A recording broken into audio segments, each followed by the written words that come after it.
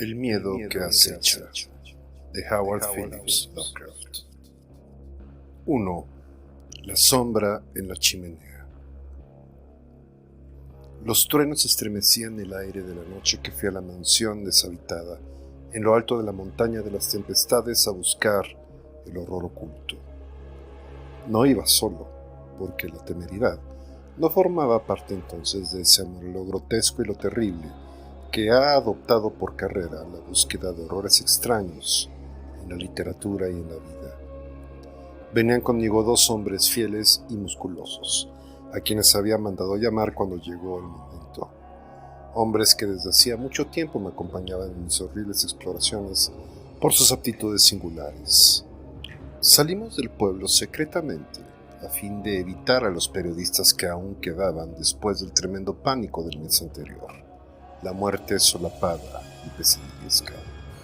Más tarde pensé, podrían ayudarme, pero en ese momento no les quería a mi alrededor. Ojalá me hubiese impulsado Dios a dejarles compartir esa búsqueda conmigo, para no haber tenido que soportar solo el secreto tanto tiempo, por temor a que el mundo me creyese loco, o enloqueciese todo él, ante las demoníacas indicaciones del caso. Ahora que me he decidido a contarlo, no sé que el rumiarlo en silencio me convierte en un maníaco, quisiera no haberlo ocultado jamás. Porque yo, solo yo, sé qué clase de horror se ocultaba en esa montaña espectral y desolada.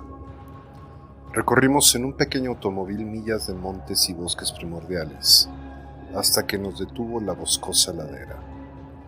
El campo tenía un aspecto más siniestro de lo habitual, de noche y sin la acostumbrada multitud de investigadores, así que a menudo nos sentíamos tentados de utilizar las lámparas de cetileno, pese a que podían llamar la atención.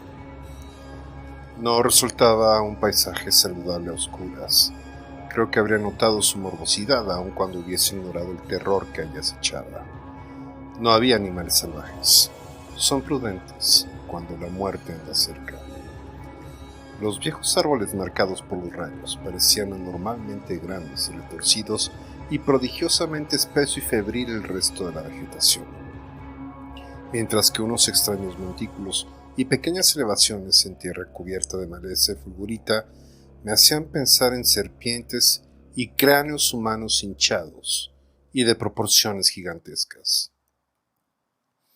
El horror había estado oculto en la montaña de las tempestades durante más de un siglo. De esto me enteré enseguida por las noticias de los periódicos sobre la catástrofe que había hecho que el mundo se fijara en esta región. Se trata de una remota y solitaria elevación de esa parte de Catskills, donde la civilización holandesa penetró débil y transitoriamente en otro tiempo, dejando al retroceder unas cuantas mansiones ruinosas de una población degenerada de colonos advenedizos que crearon míseras aldeas en las aisladas laderas. Raramente era visitada esa zona por la gente normal, hasta que se constituyó la policía estatal, y aún ahora la policía montada se limita a pasar de tarde en tarde. El horror, sin embargo, goza de antigua tradición en todos los pueblos vecinos, y es el principal tema de conversación en las tertulias de los pobres mestizos que a veces abandonan sus valles para ir a cambiar sus cestos artesanales por artículos de primera necesidad, ya que no pueden cazar, criar ganado ni cultivar la tierra. El horror oculto moraba en la desierta y apartada mansión martense, la cual coronaba la elevada pero gradual eminencia cuya propensión a las frecuentes tormentas le valió el nombre de Montaña de las Tempestades. Pues durante un centenar de años la antigua casa de piedra, rodeada de árboles, había sido tema de historias increíblemente descabelladas y monstruosamente horrendas. Historias sobre una muerte sigilosa, solapada, colosal, que emergía al exterior en verano. Con gimoteante insistencia, los colonos advenedizos contaban historias sobre un demonio que cogía a los caminantes solitarios después del anochecer y se los llevaba o los abandonaba en un espantoso estado de semidevorado desmembramiento, mientras que otras veces hablaban de rastros de sangre que conducían a una lejana mansión. Algunos decían que los truenos sacaban al horror oculto de su morada, y otros que el trueno era su voz, fuera de esta apartada región. Nadie creía en estas consejas contradictorias y dispares, con sus incoherentes y extravagantes descripciones de un demonio vislumbrado. Sin embargo, ningún campesino ni aldeano dudaba que la mansión martense daba cobijo a una macabra entidad. La historia local impedía semejante duda. Sin embargo, cuando corría entre los aldeanos algún rumor especialmente dramático, los que iban a inspeccionar el edificio no encontraban nunca nada. Las abuelas contaban extrañas consejas sobre el espectro martense, consejas concernientes a la propia familia martense, a la extraña disimilitud hereditaria de sus ojos, a sus monstruosos y antiguos anales del asesinato que había ocasionado su maldición. El terror que me había llevado a mí al lugar era la súbita y portentosa confirmación de las leyendas más delirantes de los montañeses. Una noche de verano, tras una tormenta de violencia sin precedentes, la comarca se despertó con una desbandada de colonos advenedizos que ninguna ilusión podría haber originado. La horda miserable de nativos chillaba y contaba gimoteando que un horror indescriptible se había abatido sobre ellos, cosa que nadie puso en duda. No lo habían visto, pero habían oído tales alaridos en una de las aldeas, que inmediatamente supieron que la muerte reptante la había visitado. Por la mañana, los ciudadanos y la policía estatal siguieron a los sobrecogidos montañeses al lugar que, según decían, había visitado la muerte. Y en efecto, la muerte estaba allí. El terreno en el que se asentaba uno de los poblados de colonos se había hundido a consecuencia de un rayo, destruyendo varias de las chozas malolientes. Pero a este daño comprensible se superponía una devastación orgánica que lo volvía insignificante. De unos 75 nativos que poblaban el lugar, no encontraron ni a uno solo con vida. La tierra revuelta estaba cubierta de sangre y de piltrafas humanas que revelaban con demasiada elocuencia los estragos de unas garras y unos dientes infernales. Sin embargo, ningún rastro visible se alejaba del lugar de la carnicería. Todo el mundo convino enseguida en que había sido ocasionada por alguna bestia feroz. A nadie se le ocurrió resucitar la acusación de que tales muertes misteriosas no eran sino sórdidos asesinatos habituales en las comunidades decadentes.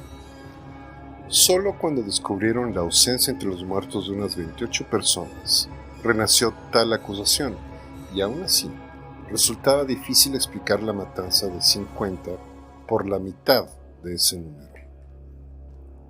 Pero el hecho era que, en una noche de verano, había caído un rayo de los cielos y había sembrado la muerte en la aldea, dejando a los cadáveres horriblemente mutilados, mordidos y arañados. Los despavoridos campesinos relacionaron inmediatamente esta atrocidad con la embrujada mansión martense, aunque los pueblos se encontraban a más de 3 millas de distancia. La patrulla de policía se mostró más escéptica. Incluyó la mansión tan solo rutinariamente en sus investigaciones y la descartó por completo al encontrarla vacía. Las gentes del campo y los pueblos, sin embargo, registraron el lugar con minuciosidad. Volcaron cuanto encontraron en la casa, sondearon los estanques y fuentes, registraron los matorrales y dieron una batida por el bosque de los alrededores. Pero todo fue inútil. La muerte no había dejado otro rastro que la misma destrucción. Al segundo día de investigación, los periódicos comentaron el caso extensamente, después de invadir los reporteros la montaña de las tempestades. La describieron con mucho detalle e incluían numerosas entrevistas que confirmaban la historia de horror que contaban las viejas de la comarca. Al principio, seguí las crónicas sin mucho entusiasmo, ya que soy experto en esta clase de horrores. Pero una semana después, percibí una atmósfera que despertó extrañamente mi interés, de modo que el 5 de agosto de 1921 me inscribí entre los reporteros que abarrotaban el hotel de Lefferts Corners, el pueblo más próximo a la montaña de las tempestades, y el cuartel general reconocido de los investigadores. 3 semanas después, la deserción de los reporteros me dejaba en libertad para empezar una exhaustiva exploración de acuerdo con las pesquisas e informaciones detalladas que había ido recogiendo entre tanto. Así que esta noche de verano, mientras retumbaba distante la tormenta, dejé el silencioso automóvil, emprendí la marcha con mis 2 compañeros armados y recorrí el último trecho sembrado de montículos hasta la montaña de las tempestades, enfocado a la luz de una linterna eléctrica hacia las paredes grises y espectrales que empezaban a asomar entre robles gigantescos. En esta morbosa soledad de la noche, bajo la balanceante iluminación, el enorme edificio cuadrado mostraba oscuros signos de terror que el día no llegaba a revelar. Sin embargo, no experimenté la menor vacilación, ya que me impulsaba una irrevocable decisión de comprobar cierta teoría. Estaba convencido de que los truenos hacían salir de algún lugar secreto al demonio de la muerte, e iba dispuesto a comprobar si dicho demonio era una entidad corpórea o una pestilencia vaporosa. Previamente había inspeccionado a fondo las ruinas, de modo que tenía bien trazado mi plan. Elegiría como punto de observación la vieja habitación de Jean Martensi, cuyo asesinato desempeña un importante papel en las leyendas rurales de la región. Intuía vagamente que el aposento de esta antigua víctima era el lugar más indicado para mis propósitos. La habitación, que mediría unos 20 pies de lado, contenía, al igual que las demás habitaciones, restos de lo que en otro tiempo había sido mobiliario. Estaba en el segundo piso, en el ángulo sudeste del edificio, y tenía un inmenso ventanal orientado hacia el este y una ventana estrecha que daba al mediodía, ambos vanos provistos de cristales y contraventanas. En el lado opuesto al ventanal había una enorme chimenea holandesa con azulejos que representaban al hijo pródigo, y frente a la ventana estrecha, una gran cama adosada a la pared. Mientras los amortiguados truenos iban en aumento, dispuse los detalles de mi plan. Primero até en el antepecho del ventanal, una junto a otra, 3 escalas de cuerda que había traído conmigo. Sabía que llegaban a una distancia conveniente respecto de la hierba, ya que las había probado. Luego, entre los 3, entramos arrastrando el armazón de una cama de otra habitación y lo colocamos de lado contra la ventana. Echamos encima ramas de abeto y nos dispusimos a descansar, con nuestras automáticas preparadas, descansando 2 mientras vigilaba el tercero. Así teníamos asegurada la huida fuera cual fuese la dirección por la que surgiera el demonio. Si nos atacaba desde el interior de la casa, estaban las escalas del ventanal. Si venía del exterior, podríamos salir por la puerta de la escalera. Según lo que sabíamos, no nos perseguiría por mucho tiempo, en el peor de los casos. Llevaba yo vigilando de las 12 de la noche a la 1, cuando, a pesar del ambiente siniestro de la casa, la ventana sin protección de los truenos y relámpagos cada vez más cercanos, me sentí dominado por un sueño invencible. Estaba entre mis 2 compañeros. George Bennett se encontraba al lado de la ventana y William Toby, el de la chimenea. Bennett se había dormido vencido por la misma anómala somnolencia que sentía yo, de modo que designé a Toby para la siguiente guardia, a pesar de que cabeceaba. Era extraña la fijeza con que observaba yo la chimenea. La creciente tormenta debió influir en mis sueños, pues en el breve rato que me dormí, sufrí visiones apocalípticas. Una de las veces casi me desperté, probablemente porque el hombre que dormía junto a la ventana había estirado un brazo sobre mi pecho. No me encontraba lo bastante despierto para comprobar si Toby cumplía su obligación como centinela, aunque sentía un claro desasosiego a este respecto. Nunca había tenido una sensación tan acusadamente opresiva de la presencia del mal. Después, debí de quedarme dormido otra vez, porque mi mente salió de un caos fantasmal cuando la noche se volvió espantosa, traspasada de chillidos que superaban todas mis experiencias y delirios anteriores. En aquellos gritos, el más profundo terror y agonía humanos arañaban desesperada e insensatamente las puertas de ébano de la almohada.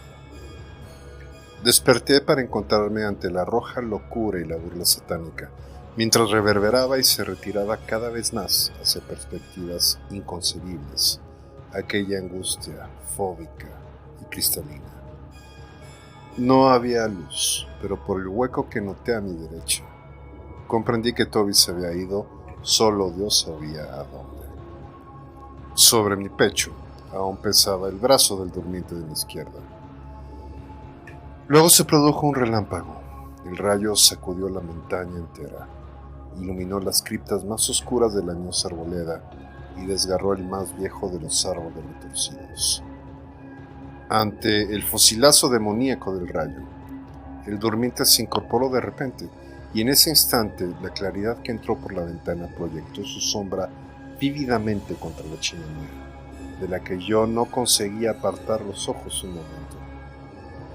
No comprendo cómo me encuentro vivo todavía y en mi sano juicio.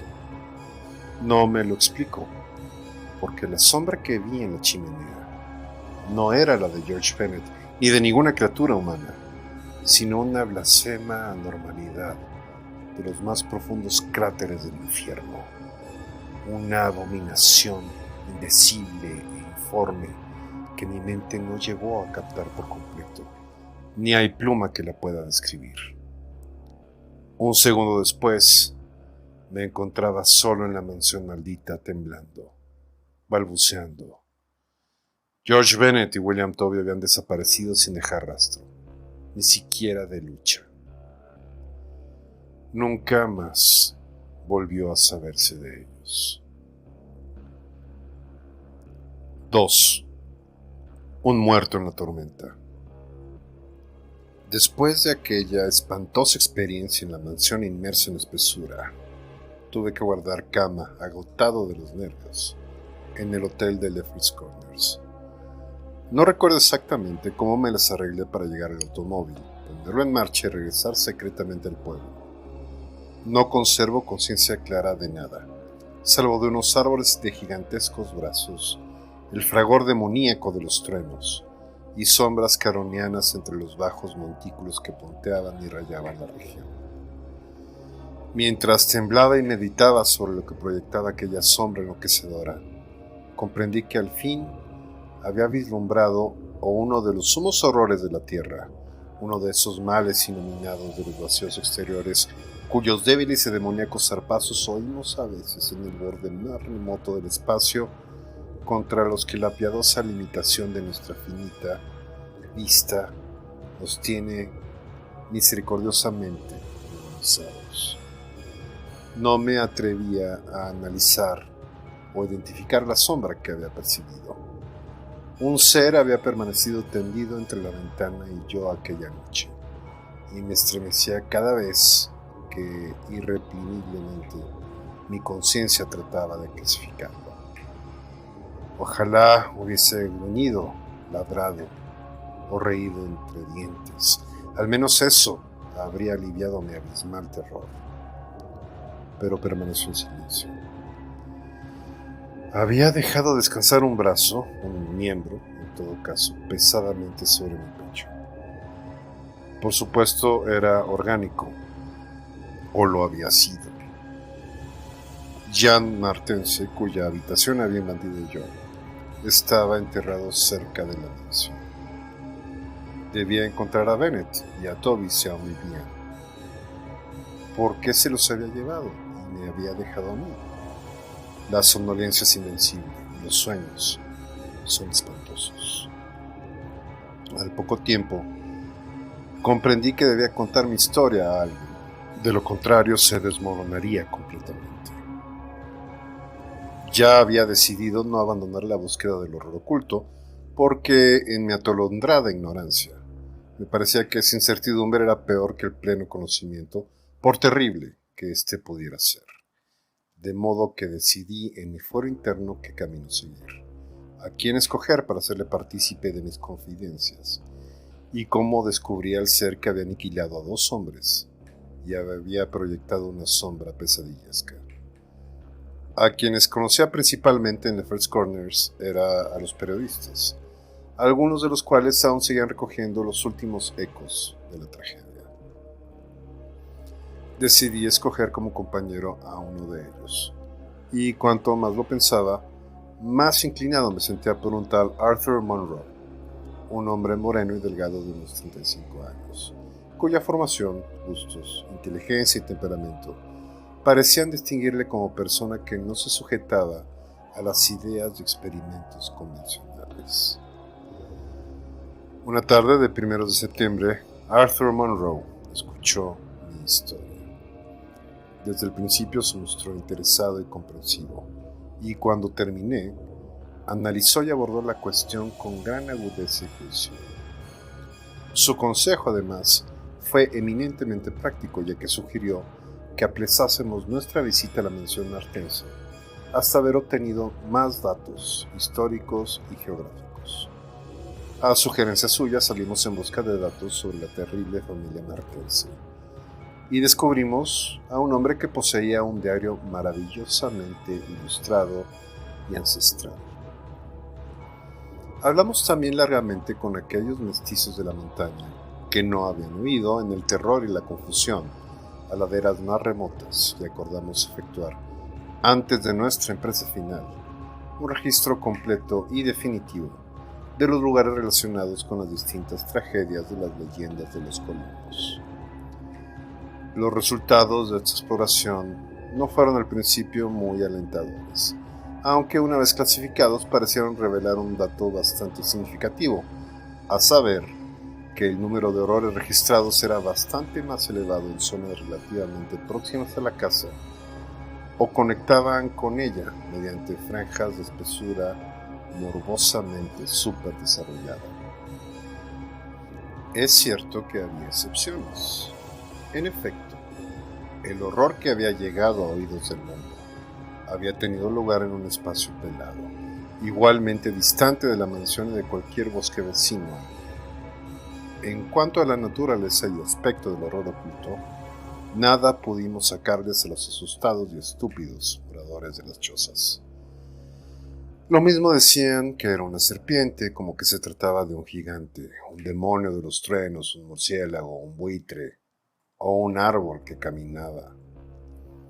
Nos pareció fundado suponer, sin embargo, que se trataba de un organismo vivo, enormemente sensible a las tormentas eléctricas, y aunque algunas de las historias hablaban de alas, concluimos que su aversión a los espacios abiertos hacía más probable que estuviese dotado de locomoción terrestre.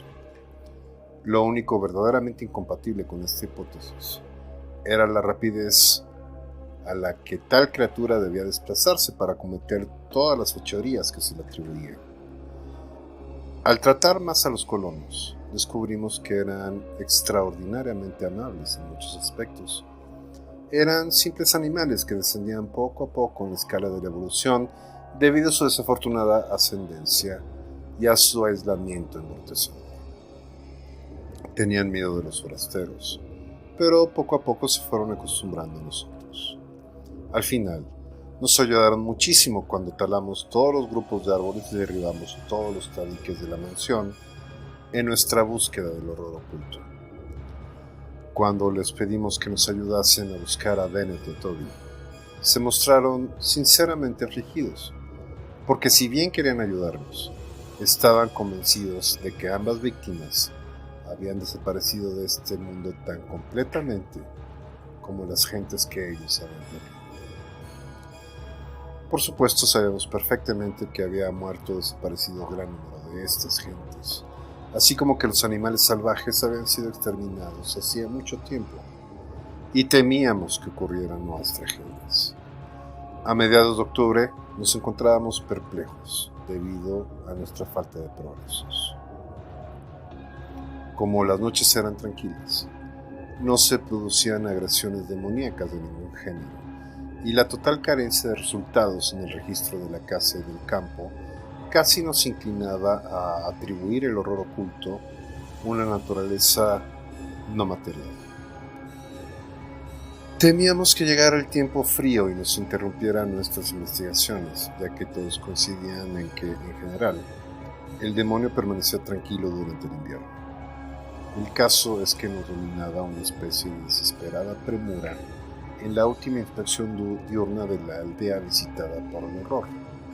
Aldea ahora deshabitada a causa del miedo de los colonos. La desventurada aldea no tenía nombre siquiera y estaba enclavada en una hondonada protegida, aunque sin árboles, entre dos elevaciones llamadas respectivamente Cone Mountain y Maple Hill. Se encontraba más cerca de Maple Hill que de Cone Mountain, y algunas de las toscas viviendas eran simples cuevas, practicadas en la falda de la primera de las elevaciones. Geográficamente se encontraba a unas 2 millas al noroeste de la montaña de las tempestades y a 3 de la mansión rodeada de robles.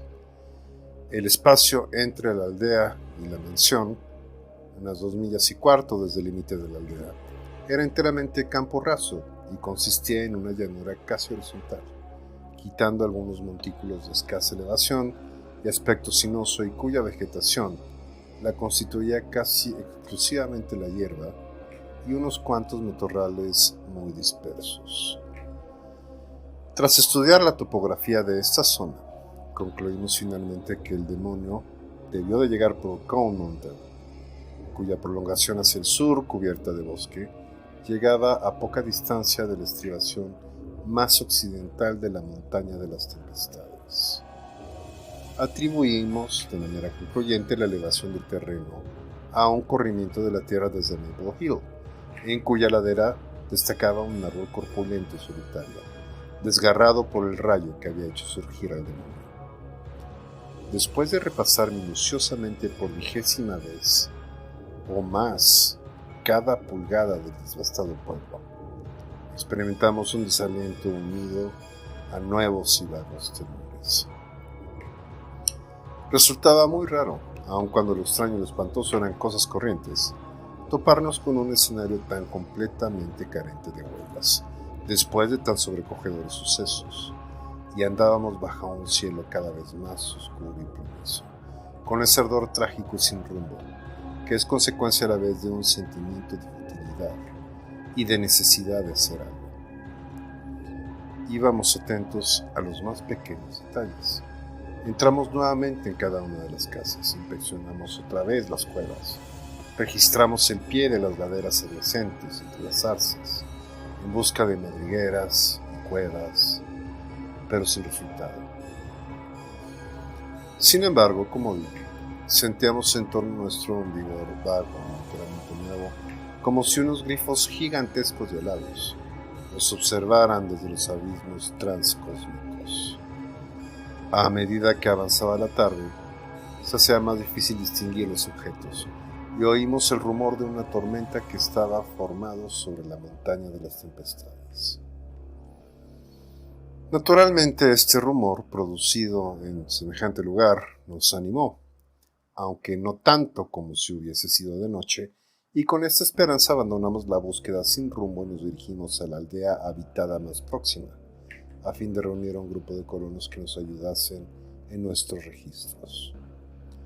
Aunque tímidos, algunos de los más jóvenes se sintieron lo suficientemente inspirados por nuestra protectora dirección como para prometernos ayuda.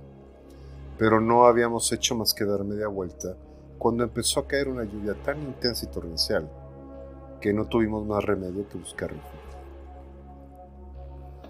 La extraña y casi nocturna oscuridad del cielo nos hacía tropezar continuamente, pero guiados por los frecuentes relámpagos y nuestro detallado conocimiento de la aldea, llegamos enseguida a la última cabaña del lugar, llena de goteras, una combinación heterogénea de troncos y tablas, cuya puerta y ventanuco asomaban hacia Maple Hill. Arrancamos la puerta, contra la furia del viento y la lluvia, y pusimos el tosco postigo de la ventana que nuestros frecuentes registros nos habían enseñado dónde encontrar. Resultaba lúgubre estar sentados ahí sobre unos cajones desvencijados, en la más absoluta oscuridad, pero encendimos nuestras pipas y nos alumbramos a veces con las linternas de bolsillo que llevábamos. De cuando en cuando veíamos los relámpagos a través de las grietas de la mano. La tarde se estaba volviendo tan oscura que cada relámpago resultaba tremendamente vívida. Esta tormentosa vigilia me recordó de forma estremecedora mi horrible noche en la montaña de las tempestades.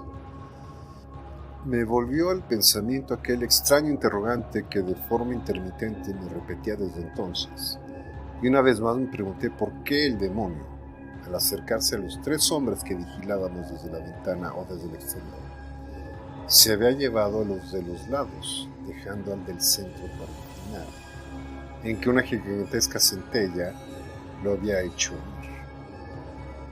¿Por qué no había cogido a sus víctimas en un orden natural? Y habría sido yo el segundo, cualquiera que fuese la dirección por la que hubiese empezado. ¿Con qué clase de tentáculos lo apresó? ¿O sabía que era yo el jefe y decidió reservarme un destino peor que a mis compañeros? En medio de estas reflexiones, como para intensificarlas dramáticamente, cayó un tremendo rayo cerca de nosotros, al que siguió un ruido de corrimiento de tierra. Al mismo tiempo se levantó un viento furioso, cuyo aullido fue aumentado de forma demoníaca. Tuvimos la seguridad de que había caído fulminado otro árbol de Maple Hill, y Monroe se levantó del cajón donde estaba sentado y se acercó al ventanuco para comprobar el destrozo. Al quitar el postigo, el viento y la lluvia penetraron aullando de forma ensordecedora, y no pude oír lo que decía, pero esperé mientras él se asomaba tratando de abarcar el pandemonio. Gradualmente la calma, el viento y la dispersión de la inusitada oscuridad nos hizo comprender que se alejaba la tormenta. Yo había esperado que durase hasta la noche, cosa que nos ayudaría en nuestra búsqueda, pero un furtivo rayo de sol que penetró por un agujero de la madera detrás de mí disipó mis esperanzas. Le dije a Monroe que era mejor dejar que entrase un poco de luz, aunque cayesen más chaparrones, así que destranqué la puerta y la abrí. El terreno afuera era una extraña extensión de barzales, charcos y pequeños montículos producidos por el reciente corrimiento de tierra, pero no vi nada que justificase el interés que mantenía mi compañero asomado a la ventana sin decir nada. Me acerqué a él y le toqué el hombro, pero no se movió. Luego, al sacudirle en broma y volverle hacia mí, sentí los zarcillos estranguladores de un horror canceroso, cuyas raíces alcanzaban pasados infinitos y abismos insondables de la noche que late más allá del tiempo.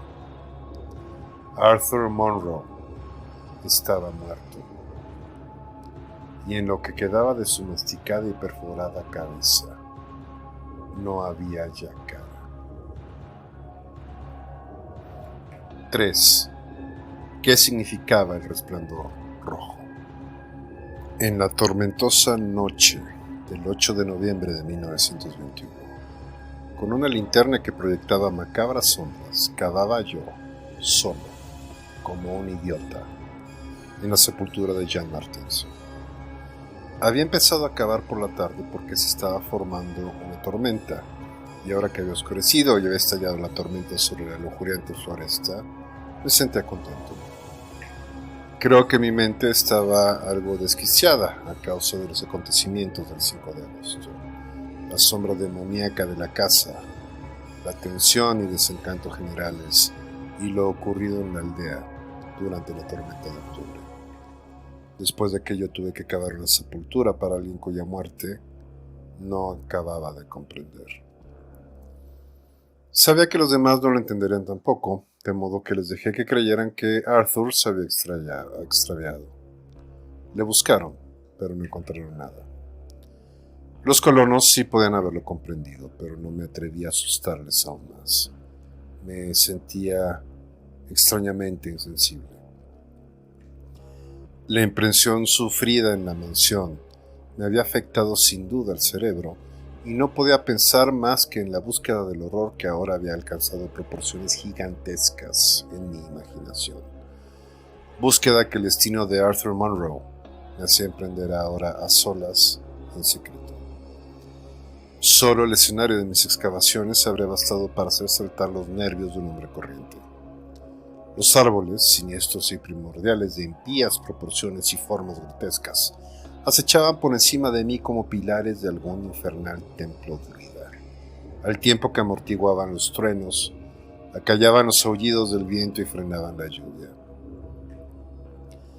Detrás de los heridos troncos del fondo, iluminados por los débiles resplandores de los filtrados relámpagos, se alzaban las piedras húmedas y cubiertas de hiedra de la deshabitada mansión, mientras que algo más cerca estaba en el abonado jardín holandés, con los paseos y arriates invadidos por una vegetación blancuzca, fangosa, fétida, hinchada, que jamás había visto yo a la luz del día.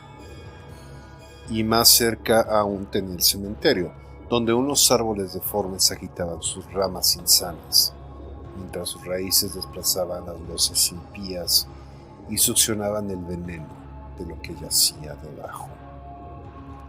Aquí y allá, bajo una capa de hojas marrones que se podrían y suporaban en las oscuridades del bosque antediluviano, podía distinguir el siniestro perfil de esos montículos pequeños que caracterizaban la región acribillada por los rayos.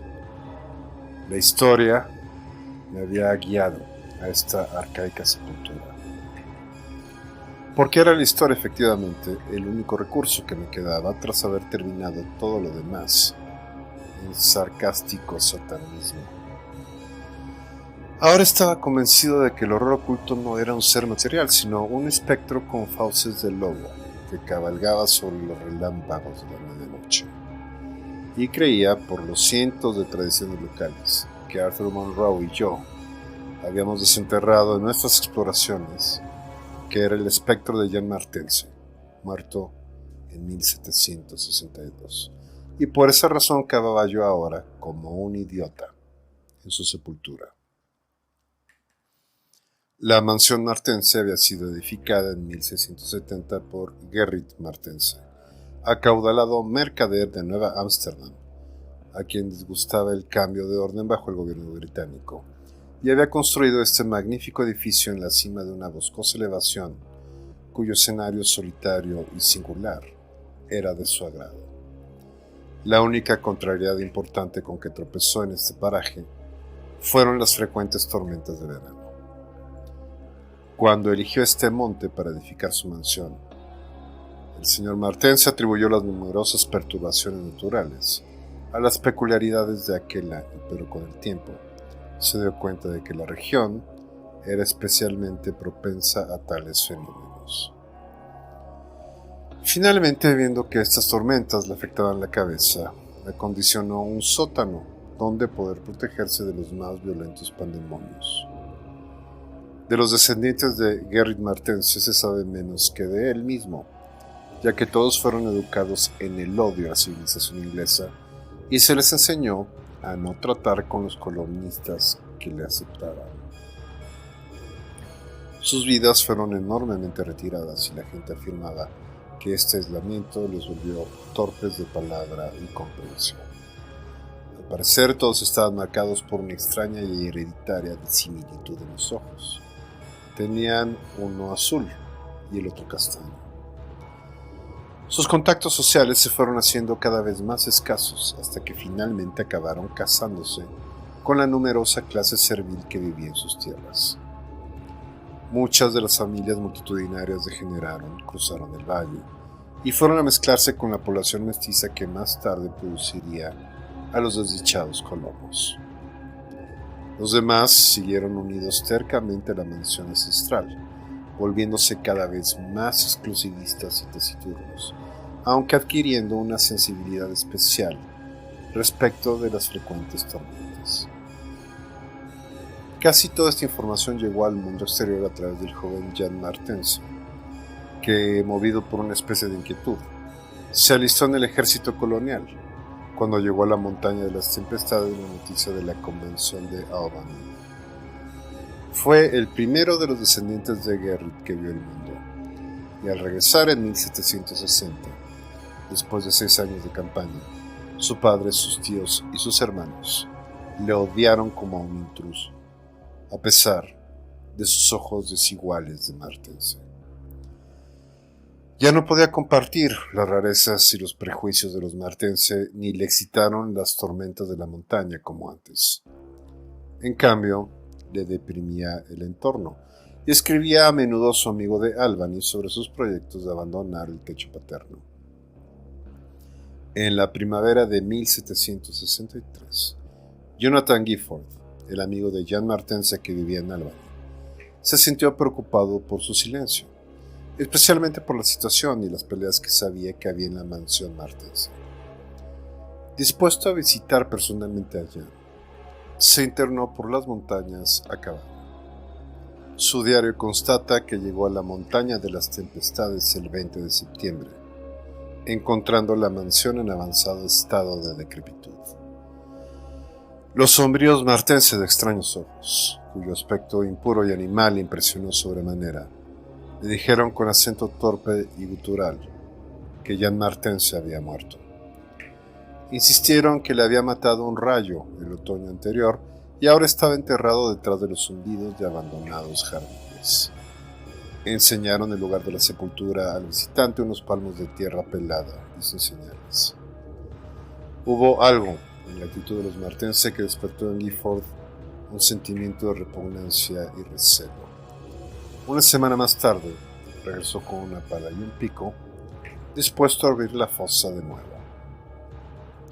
Encontró lo que se había temido: un cráneo cruelmente aplastado como por unos golpes salvajes, de modo que regresó a Albany y denunció formalmente a los Martense de haber asesinado a un miembro de la familia. No había pruebas legales, pero la noticia se propagó rápidamente por toda la región, y a partir de entonces, el mundo condenó a los Martense al aislamiento. Nadie quiso tratos con ellos, y evitaron su apartada residencia como un lugar maldito.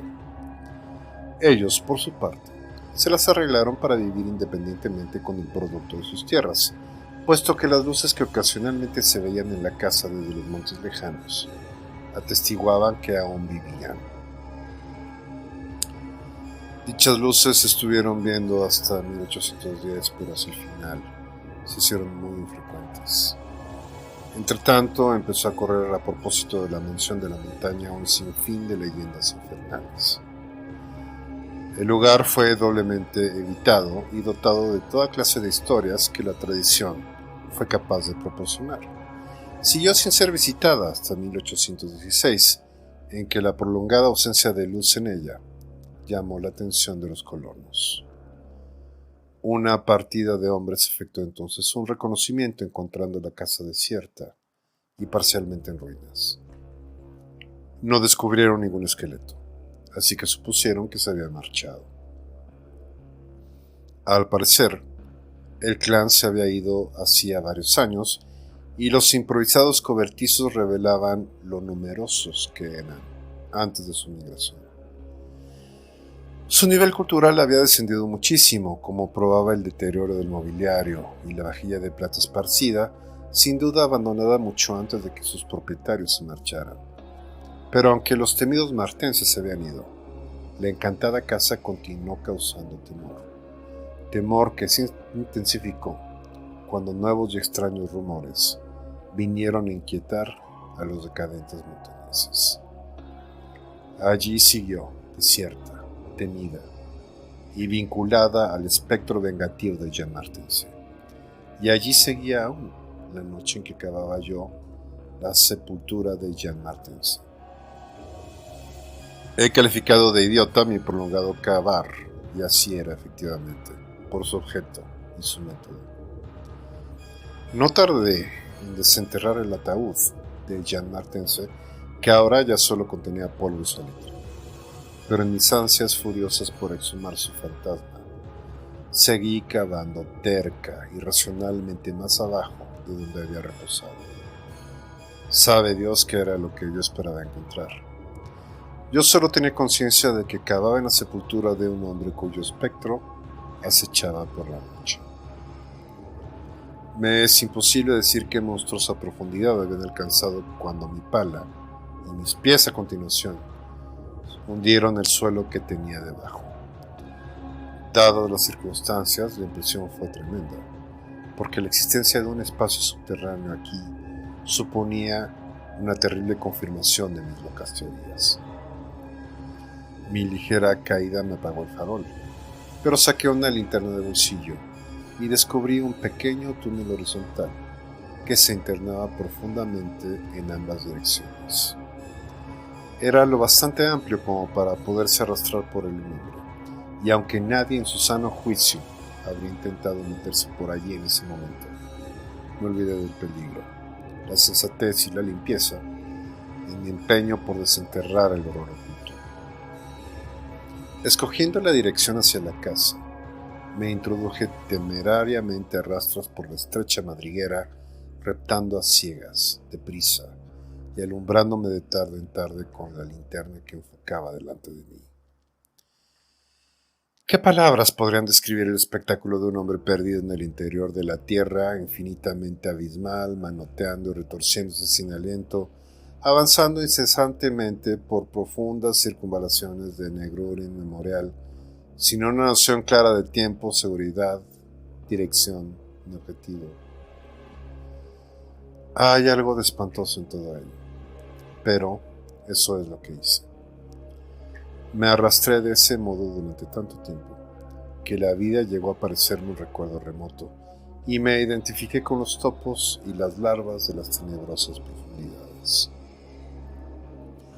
En efecto, fue una casualidad que tras interminables contorsiones se encendiese mi olvidada linterna al sacudirla, iluminando espectralmente la larga madriguera de barro endurecido que describía una curva delante de mí.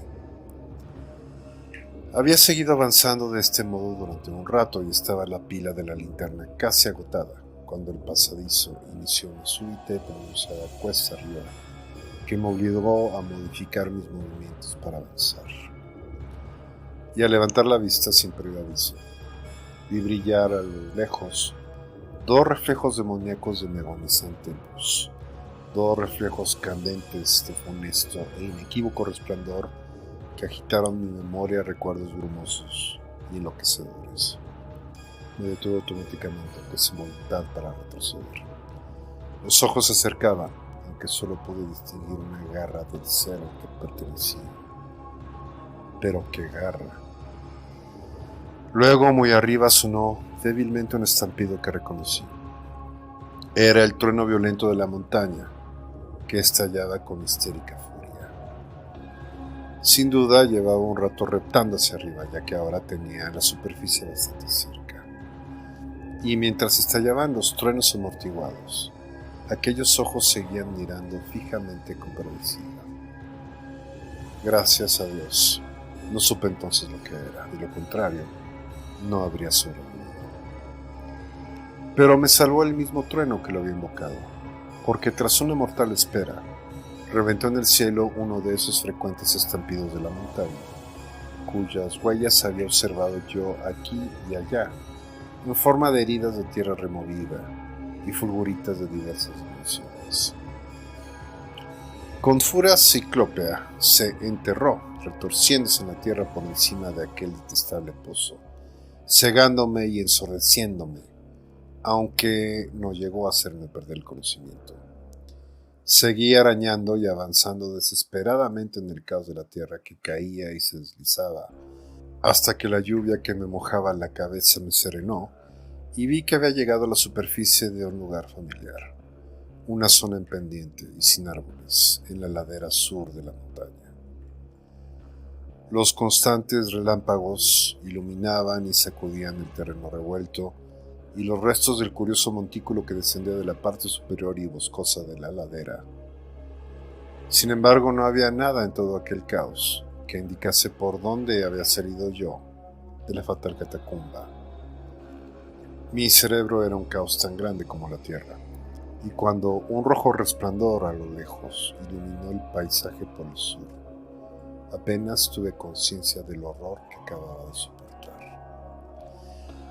Pero cuando 2 días después los colonos me dijeron qué significaba aquel resplandor rojo, mi horror fue más grande que el que me había producido la zarpa y los ojos de la embarrada madriguera.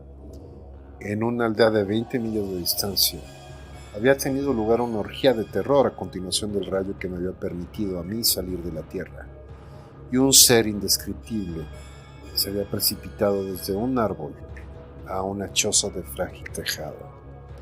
Había cometido una atrocidad, pero los colonos habían prendido fuego a la choza frenéticamente antes de que aquel ser pudiese escapar. Había cometido el estrago en el mismo instante en que la tierra se desplomó sobre la entidad de garra y de los ojos. 4. El horror en los ojos. Nada puede haber normal en la mente del que, sabiendo lo que yo sabía sobre los horrores de la montaña de las tempestades, va a solas en busca del terror que se ocultaba en dicho lugar. Era muy débil garantía de seguridad física y mental en este aqueronte de demonismo multiforme el hecho de que al menos 2 de estas encarnaciones del terror hubiesen perecido. Sin embargo, proseguí mi búsqueda con celo cada vez mayor, a medida que los sucesos y las revelaciones se hacían cada vez más monstruosas. Cuando, 2 días después de mi espantosa exploración de la cripta de los ojos y la garra, me enteré de que un ser maligno había sobrevolado la aldea a 20 millas de distancia, en el mismo instante en que los ojos se fijaban en mí, experimenté una auténtica convulsión de terror. Pero este terror estaba tan mezclado con una sensación grotesca y fascinada que casi me resultó placentero. A veces, en las angustias de esas pesadillas en las que fuerzas invisibles se lo llevan a uno, por encima de los tejados de extrañas ciudades muertas, hacia el abismo burlesco de Nice, es un alivio, incluso un placer, gritar salvajemente y arrojarse voluntariamente en medio del espantoso vórtice de onírica ordenación, al primer abismo sin fondo que se encuentra. Y eso es lo que ocurrió con la pesadilla ambulante de la montaña de las tempestades. El descubrimiento de que los monstruos habían estado ocultos en dicho lugar me produjo finalmente unas ansias locas de zambullirme en la tierra de esa región maldita, cavar con las manos desnudas y sacar la muerte que acechaba en cada pulgada del suelo ponzoñoso. En cuanto pude, fui a la tumba de Jean Martense y cavé en vano donde había cavado antes. Un desprendimiento de tierra había borrado sin duda toda huella del pasadizo subterráneo, y la lluvia había cegado de tal modo la excavación que no me fue posible averiguar hasta dónde había andado el día anterior. Emprendí también una penosa caminata a la aldea donde había ardido la devastadora criatura, aunque encontré poca compensación en el esfuerzo. En las cenizas de la desdichada choza descubrí varios huesos, pero evidentemente ninguno pertenecía al monstruo. Los colonos dijeron que había habido una víctima, pero esto me pareció una imprecisión, ya que además de un cráneo humano completo, encontré un fragmento óseo que parecía ser de otro cráneo de algún humano. Y aunque habían visto la rápida caída del monstruo, nadie fue capaz de describirme el aspecto de dicha criatura. Quienes presenciaron el suceso decían simplemente que era un demonio. Examiné el gran árbol donde se había posado, pero no vi huellas de ninguna clase. Traté de buscar algún rastro en la espesura del bosque, pero en esta ocasión no pude soportar la visión de aquellos troncos morbosamente grandes, ni de aquellas raíces que, como serpientes gigantescas, se retorcían perversamente antes de hundirse en la tierra. Mi siguiente paso fue estudiar de nuevo con cuidado microscópico la aldea deshabitada que con más frecuencia había visitado la muerte, y donde Arthur Monroe había visto algo que no pudo contar. Aunque mis estériles inspecciones anteriores habían sido extraordinariamente meticulosas, ahora tenía nuevos datos que comprobar, pues la macabra excavación de la fosa me había convencido de que al menos en una de sus fases, la monstruosidad había sido una criatura del subsuelo. Esta vez, el 14 de noviembre, concentré mi búsqueda especialmente en las laderas de Cone Mountain y Maple Hill, que dominaban la desventurada aldea, prestando especial atención a la tierra desprendida del corrimiento que presentaba esta última elevación. Durante el registro de la tarde no saqué nada en claro y empezaba a oscurecer cuando me encontraba en lo alto de Maple Hill contemplando la aldea y la montaña de las tempestades al otro lado del valle. Había habido una espléndida puesta del sol y ahora salía la luna, casi llena, derramando su resplandor plateado sobre el llano, la ladera distante de la montaña y los extraños montículos que se levantaban aquí y allá. Era un paisaje pacífico y arcaico, pero consciente de lo que se ocultaba en él, lo odié. Odié la luna burlona, el llano hipócrita, la montaña supurante y aquellos montículos siniestros. Todo me parecía corrompido por un contagio abominable e inspirado por una alianza nociva con poderes ocultos y anormales. Luego, mientras contemplaba abstraído el panorama bañado por la luna, me llamaron la atención la singular disposición de determinados elementos topográficos de naturaleza. Aunque carecía de conocimientos sólidos de geología, me había sentido interesado desde el principio por las lomas y los extraños montículos de la región. Había observado que estaban diseminados por una zona bastante extensa alrededor de la montaña de las tempestades, aunque eran menos abundantes en la llanura que en la cumbre de dicha elevación, donde las prehistóricas glaciaciones encontraron sin duda menos resistencias a sus sorprendentes y fantásticos caprichos. Ahora, a la luz de aquella luna baja que proyectaba largadas sombras espectrales, me di cuenta con gran sorpresa que los diversos puntos y líneas del conjunto de montículos guardaban una extraña relación con la cima de la montaña de las tempestades. Dicha cima era indudablemente el centro del que partían de manera indefinida e irregular las líneas o filas de puntos, como si la impía mansión martense hubiese extendido unos tentáculos visibles de terror. La idea de semejantes tentáculos me produjo un inexplicable estremecimiento y dejé de analizar mis motivos para creer que estos montículos fueran fenómenos glaciares. Cuanto más lo pensaba, menos creía que fuesen tal cosa, y ante mi mente recientemente iluminada comenzaron a surgir grotescas y horribles analogías, basadas en aspectos superficiales y en experiencia bajo tierra. Antes de que me diese cuenta, había empezado a balbucear palabras frénicas e incoherentes hablando conmigo mismo. Dios mío, son toperas. Ese condenado lugar debe ser una colmena.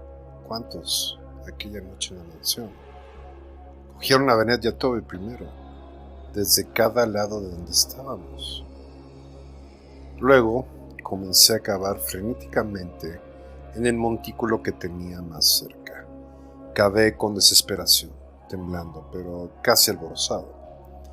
Cavé.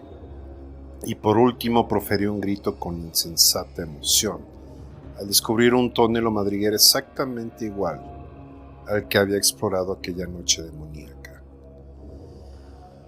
Después recuerdo que eché a correr con la pala en la mano. Fue una carrera horrible, por el campo lleno de montículos iluminados por la luna, y los escarpados precipicios cubiertos de bosque de las laderas. Saltaba, gritaba y jadeaba, corriendo hacia la terrible mansión martense. Recuerdo que cavé insensatamente por todo el sótano invadido de zarzas. Cavé tratando de descubrir el núcleo y el centro del maligno universo de montículos. Y recuerdo también cómo me reía al dar con el pasadizo, el agujero que había en la base de la vieja chimenea, donde crecía la espesa maleza y arrojaba extrañas sombras a la luz de la única vela que casualmente llevaba encima. No sabía aún qué ocultaba en aquella colmena infernal, en espera de que un trueno lo despertara. Habían muerto ya 2 entidades, tal vez no quedaban más. Pero aún sentía en mí la ardiente determinación de llegar hasta el más recóndito secreto del terror, que de nuevo me parecía definido, material y orgánico. Mi indecisión entre inspeccionar el pasadizo inmediatamente, solo, con mi linterna de bolsillo, o tratar de reunir un grupo de colonos para efectuar el registro, fue interrumpida un momento después por una súbita ráfaga de viento que me apagó la vela y me dejó completamente a oscuras. La luna había dejado de filtrar su resplandor a través de las grietas y aberturas que tenía encima de mí, y con una sensación de alarma presagiosa, oí que se aproximaba el rumor siniestro y significativo de una tormenta. Una confusa asociación de ideas se apoderó de mi cerebro, impulsándome a retroceder a tientas hacia el rincón más alejado del sótano. Mis ojos, sin embargo, no se apartaron un solo instante de la horrible abertura abierta en la base de la chimenea, y empecé a distinguir vagamente los ladrillos y la maleza a medida que los lejanos relámpagos lograban traspasar la espesura exterior y filtrarse por las grietas de lo alto de las paredes. Cada segundo sentía que me consumía una mezcla de miedo y curiosidad. ¿Qué haría surgir la tormenta? O quizá no quedaba nada ya que pudiese surgir. Guiado por el resplandor de un relámpago, me aposté tras un espeso matorral, desde el que podía ver la abertura, sin delatar mi presencia. Si el cielo es misericordioso, algún día borrará de mi conciencia la escena que presencié y me dejará vivir mis últimos años en paz. Ahora ya no puedo dormir por la noche y tengo que tomar narcóticos cuando trino. Aquello salió de pronto. Inesperadamente surgió un demonio, escabulléndose como una rata de los abismos profundos e inimaginables, un jadeo infernal y un gruñido ahogado. Luego, del agujero de la chimenea irrumpió una vida multitudinaria y leprosa, un flujo nauseabundo, engendro nocturno de orgánica corrupción, más devastadoramente horrenda que los más negros conjuros de la locura y la morbosidad mortal.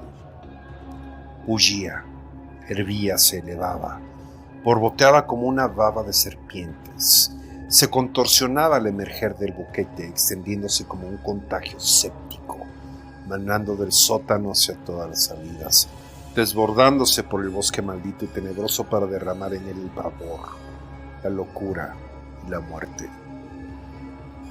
Solo Dios sabe cuántos eran, miles, quizá.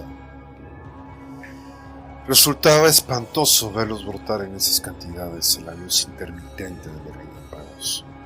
Cuando empezaron a disminuir lo suficiente como para poderlos distinguir como organismos separados, vi que eran como demonios o simios deformes, enanos y peludos, caricaturas monstruosas y diabólicas de la tribu de los monos.